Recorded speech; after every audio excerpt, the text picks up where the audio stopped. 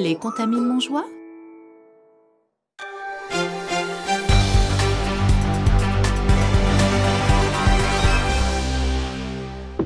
Bonsoir et bienvenue dans ce journal. Nouveau tour de l'actualité dans les Alpes avec au sommaire ce soir le mont Granier amputé sur sa face ouest après un impressionnant éboulement la nuit dernière.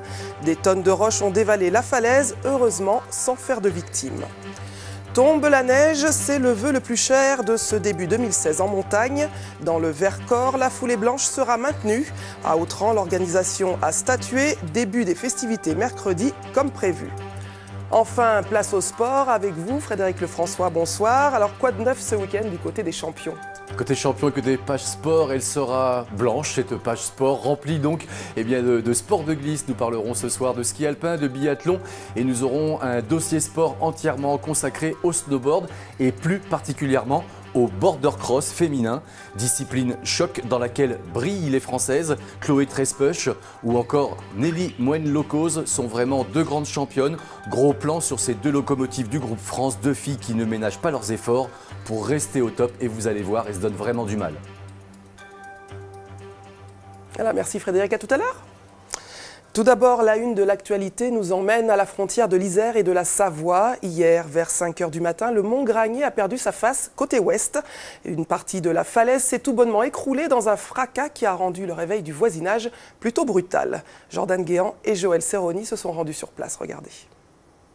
C'est une entaille de 20 mètres de large sur 200 mètres de haut. Dans la nuit du 9 janvier, le mont Granier s'est en partie effondré. 1 million de mètres cubes selon les premières estimations, juste au-dessus d'un hameau avec sa vingtaine d'habitants. On a peur, hein ? Peur ? Bah, si ça arrive jusque-là, qu'est-ce qu'on fait ? On fait rien. On se laisse engloutir, puis ça y est, un village de disparus. Ici, les riverains se souviennent surtout d'un bruit sourd au milieu de la nuit. On s'est dit c'est un orage, et puis après j'ai dit à Jeff, mais ça ressemble plus à un tremblement de terre ou un éboulement du Granier. J'ai quand même, tu vois. En fait, il pleuvait tellement qu'on n'était pas trop sorti de la maison, quoi. Ouais. Faut alerter la population. C'est les coins à champignons. Ouais, voilà, le coin à champignons vont être un peu. Ne venez plus en Chartreuse, il n'y a plus de champignons. Alors ce matin, l'heure était au premier constat. Photos à l'appui ou jumelles aux yeux, le Granier est à nouveau scruté. C'est sur cette photo-là, on voit que cette partie, c'est tout le pilier, une partie supérieure du pilier ouest qui s'est désolidarisée du Granier.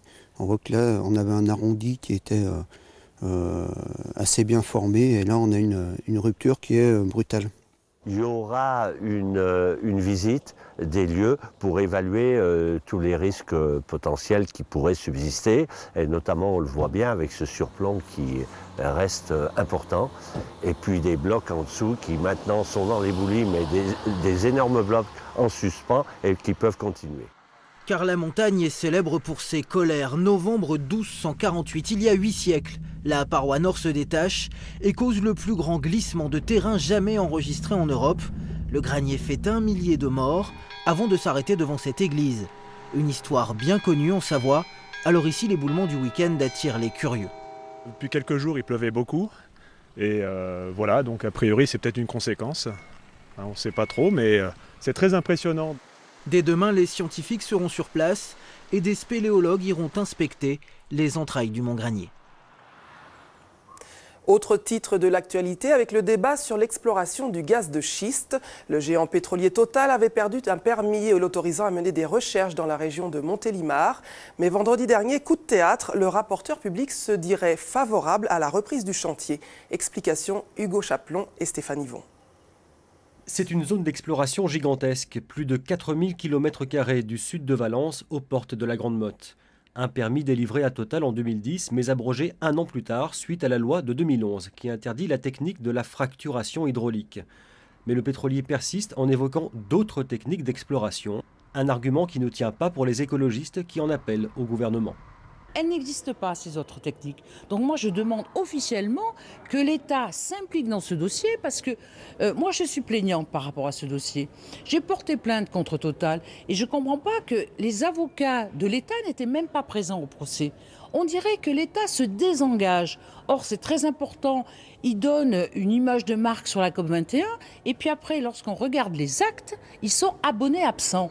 Donc c'est incompréhensible, si vous voulez, sur la cohérence de la politique du gouvernement. Un gouvernement qui avait pourtant été sensible aux manifestations de milliers d'opposants au gaz de schiste en Drôme-Ardèche. Alors la possibilité d'un nouveau permis dans le secteur ne fait que raviver leur vigilance.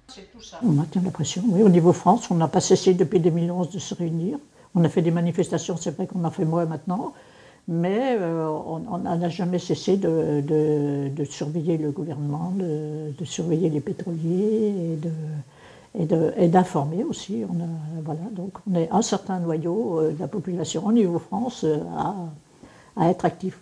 La décision du tribunal administratif sera rendue à la fin du mois et avec elle la crainte de voir refaire surface l'épineuse question des gaz de schiste en France.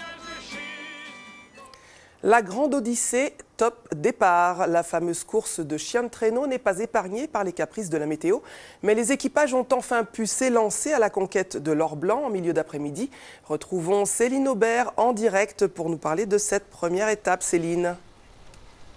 Alors il y avait la pluie, il y a toujours d'ailleurs la pluie, le manque de neige. À présent il y a le vent jusqu'à 80 km/h tout là-haut et toute la journée il a fallu modifier le tracé. Pour les mûcheurs, le maître mot, la clé du succès, ça a été de s'adapter car c'est seulement à une demi-heure du démarrage de la course qu'ils ont eu connaissance du parcours final. Les mûcheurs, des sportifs de haut niveau, des leaders nés pour leurs attelages, nous les avons rencontrés aujourd'hui et je vous propose de découvrir l'un d'entre eux. Il s'appelle Daniel Juyaguet, il a couru toutes les courses de la Grande Odyssée. C'est un reportage réalisé avec Grégory Lespinasse et Gilles Coutable. Jour de départ pour la Grande Odyssée, encore un jour de pluie. Depuis hier, c'est ainsi, les gouttes tombent sans discontinuer sur les hommes et sur les chiens, rincés. Ils ne ressentent pas la pluie, ils ne sont pas touchés au moral, on va dire. Daniel Juyaguet, c'est le seul mûcheur ici à avoir couru toutes les étapes de la Grande Odyssée, 15 ans qu'il entraîne ses chiens. Avec ses bêtes, il a développé une relation fusionnelle, une confiance absolue. Avec cette chienne alaskane, leader du traîneau, il a remporté 2 podiums en Suède. Elle a beaucoup d'expérience et puis elle est très sensible et très réactive, à une bonne vitesse. Puis elle est très gentille surtout. Ça compte aussi? Ah oui, ça compte, surtout par rapport aux autres chiens. Elle arrive à bien éduquer les autres leaders ou co-leaders. Musher briefing at 3 at the parking up here. Le briefing des mûcheurs, le moment où les équipes découvrent le tracé. Il est reporté à cause du vent cette fois. Daniel doit encore attendre pour finaliser son attelage. Cette première étape, elle est déterminante pour la suite de la course. Il ne faut pas la rater. Un bon départ, c'est pas un départ rapide en fait. La Grande Odyssée, c'est 10 étapes. Donc il faut arriver à gérer ses chiens sur les 10 étapes de façon à pouvoir finir à la fin de la course avec 14 chiens qu'on peut toujours atteler. Ça, c'est une bonne course. Même si on n'est pas forcément dans les tout premiers, si on arrive toujours à tourner sur 14 chiens, c'est qu'on a bien couru. Daniel Juyaguet n'est pas un mûcheur professionnel, mais ce qu'il est un vrai compétiteur. Il y a 2 ans, il a remporté l'étape du Grand Revard. Adepte de ski, alpinisme, de vélo et de trail, il est lui-même un sportif de haut niveau. Et cela fait la différence lorsqu'il faut courir derrière le traîneau. Au lieu de passer dans le bois comme les années précédentes, tout de suite, on va tout de suite encaper la montée. C'est bien. C'est bien pour les chiens qui n'ont pas encore pu... Oui, parce qu'il doit y avoir des trous en dessous, je pense. Voilà, tout à fait. On a fait pire que ça, on va dire. Là, après, il y aura un peu de vent. Ça va être l'inconnu, parce que là, c'est vrai que ça souffle un peu par moment. Donc, à mon avis, au-dessus, ça doit faire des bonnes rafales. Des chiens expérimentés et puissants qui resteront stables sur une neige humide, c'est la stratégie de Daniel pour cette première étape. Il n'espère pas la gagner, mais faire un bon chrono pour être 2e ou 3e au classement général. Le Français est un des favoris de cette Grande Odyssée. Alors tout à l'heure, les mushers ont franchi la ligne d'arrivée, c'était à 18h, il y a 1 heure. Daniel Juyaguet, il est arrivé 4e. Un mot sur le podium. Le premier, c'est Jimmy Peterson, un Suédois. Le second s'appelle Jiří Vondrák, c'est un Tchèque. Et le 4e est un Français, c'est le Haut-Savoyard, Rémi Coste. J'ai à mes côtés Thibaut Brancard, qui est le directeur sportif de la course. Thibaut, bonsoir. Dites-moi un mot sur déjà cette première étape. Qu'est-ce qu'il fallait pour l'emporter ?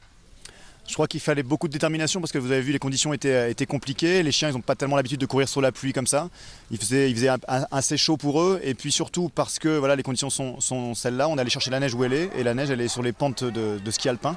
Donc pour les mushers, il y avait déjà un démarrage très très dur dans une pente très raide qui les a mis tout de suite dans l'ambiance. Mais je pense qu'ils ont été très très satisfaits parce qu'ils ont vu l'énorme travail qui a été fait sur la piste. Et réussir à maintenir des étapes avec ces conditions-là, c'est une vraie gageure et ça a été bien réussi. Tous les mushers avaient le sourire à l'arrivée. Alors la difficulté aussi pour cette première étape, on l'a compris, c'est que les chiens ne doivent pas partir très vite parce que ces chiens, ils ont envie ils sont un peu excités, c'est normal, ils ont envie d'aller très vite et il faut les retenir pour pouvoir gérer toute la grande odyssée. On peut dire ça ? Oui, bien sûr, c'est une course longue, c'est la plus longue course du monde. Il n'y a aucune course qui dure aussi longtemps. Il y a des courses qui sont plus longues en kilomètres, mais en durée de jours, c'est compliqué. Effectivement, il faut tenir les chiens 11 jours en forme. Il faut choisir quand reposer certains, quand utiliser d'autres. Enfin, aujourd'hui, avec les conditions qu'on a eues, l'étape était beaucoup plus courte que prévu, beaucoup plus accidentée aussi. Donc pour eux, je veux dire, un effort d'une heure et demie comme c'est aujourd'hui, c'est pas grand-chose. C'est des chiens qui sont habitués à courir 5-6 heures, à faire des 80, des 90. Donc pour eux, 20 km, c'est pas beaucoup. Par contre, effectivement, le dénivelé a été très important. Alors il faut dire aussi que le vainqueur de la première étape n'est pas forcément le vainqueur de la grande odyssée. C'est qui les favoris? Donnez-moi 3 noms, allez. Alors c'est étonnant parce qu'effectivement on a une étape courte dans une course qui est très longue et donc effectivement je serais tenté de dire comme vous que rien n'est fait. Maintenant les trois non, c'est bientôt fini. Les 3 mushers que j'aurais mis en avant, c'est les 3 qui ont fait le podium aujourd'hui. Jiří Vondrák, Jimmy Peterson et Rémi Coste. On verra ça. Allez, merci beaucoup Thibaut. On se retrouve demain à 11h pour le démarrage de l'étape numéro 2. Ce sera à Samoins 1600. Merci Céline, voilà la grande odyssée, c'est parti, voilà qui nous conduit tout droit à la page sport avec vous Frédéric. Alors on reste dans le froid et direction la Bavière où là la neige ne manque pas. Et je vous propose pour commencer du biathlon avec encore 2 podiums aujourd'hui côté français chez les filles comme chez les garçons qui avaient rendez-vous à Ruppolding pour l'épreuve de mass start. Et vous allez voir que chez les hommes, Martin Fourcade a bien tiré, il n'a fait qu'une seule faute. Martin Fourcade a bien glissé, voire même très bien glissé et finalement un peu comme d'habitude Martin Fourcade a très bien gagné à l'arrivée en solitaire avec 13 secondes d'avance sur son poursuivant le Tchèque Ondrej Moravec.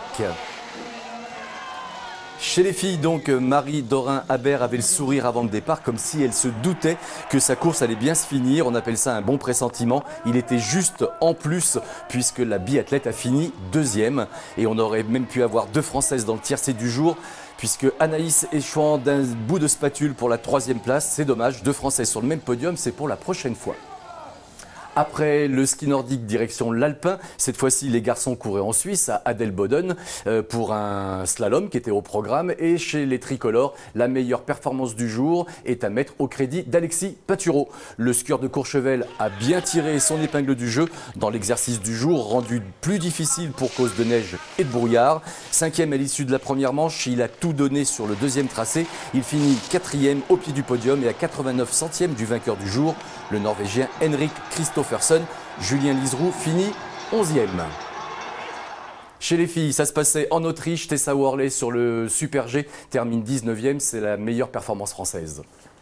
On reste en altitude pour le dossier sport avec une discipline spectaculaire, le snowboard cross. Et une rencontre avec Nelly Moine-Locose et Chloé Trespuch, les 2 turbo girls de la section française, véritables locomotives du groupe tricolore. Elles ont attaqué la saison tambour battant, que ce soit en individuel ou en équipe. Et nous, cette semaine, on en a profité pour aller les voir du côté de Val Thorens en plein entraînement. Vous allez voir, c'est du très lourd, du très costaud.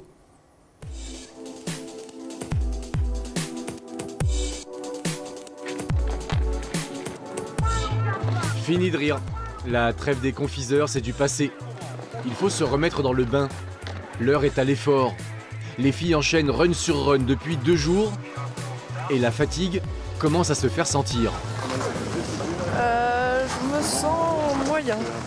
J'ai moins le feu aujourd'hui. Je pense que tu peux être plus agressive. La ligne est bonne. Tu sais, sur la courbe avant le corner, comme on disait.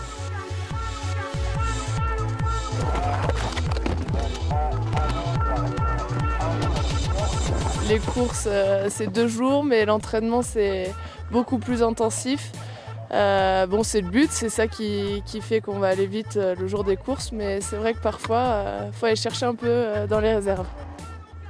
S'entraîner pour se remettre en jambes.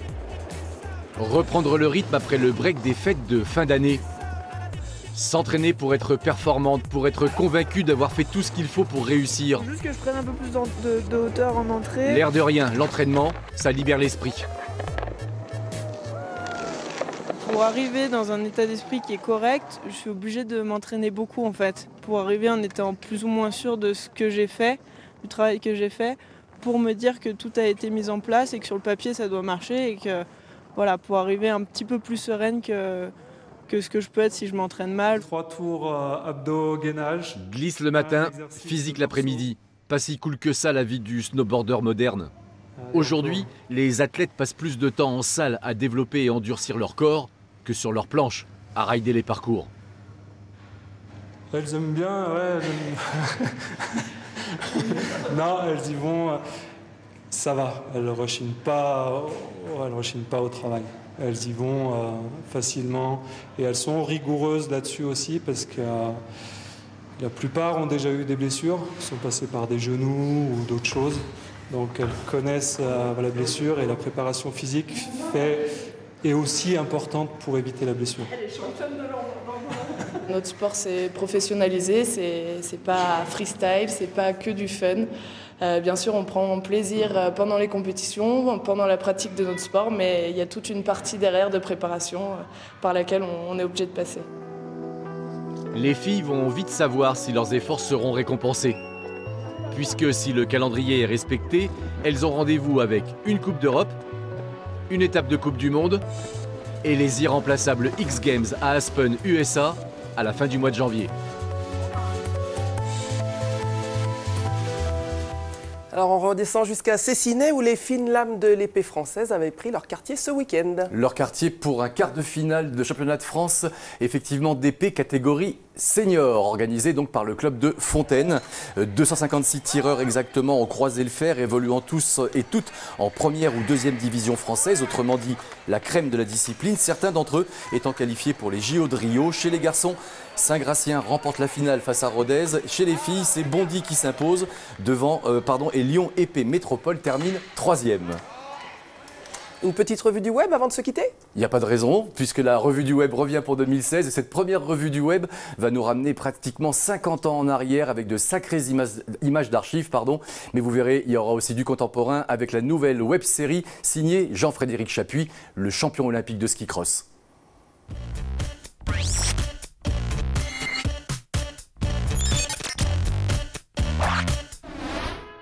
Le pisteur, facilement reconnaissable à sa tenue vermillon, doit être en possession d'une... On attaque cette première revue du web 2016 par des images du siècle dernier. Un film réalisé en 1965 à Courchevel. Et pull rouge consacré aux pisteurs. On y découvre des techniques et des pratiques d'une autre époque. Ça fait sourire par instant, mais surtout ça inspire le respect. Et on n'est pas prêt d'oublier ces ballons accrochés à la taille, véritable ancêtre inversé des airbags contemporains.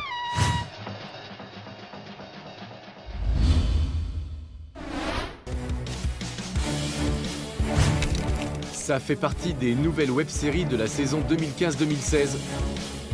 Le Fight Ski Club, librement inspiré du génialissime Fight Club, permet de retrouver l'excellentissime champion des cimes Jean-Fred Chapuis.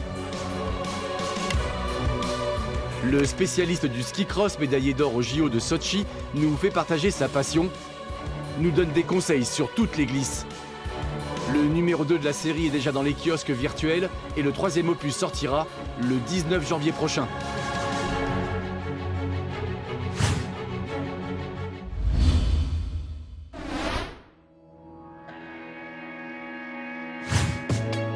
Et vous, quand il neige, vous faites quoi ? Vincent Pernin a choisi. Lui, son truc, c'est le vélo. Le VTT, pour être précis. À 31 ans, notre rider n'est plus un gamin. Mais il s'amuse comme un gosse dans cette poudreuse généreuse. Bonne musique et joli montage pour une vidéo à vélo. 100% made in Savoie, tourné entre les Arcs et Bourg-Saint-Maurice.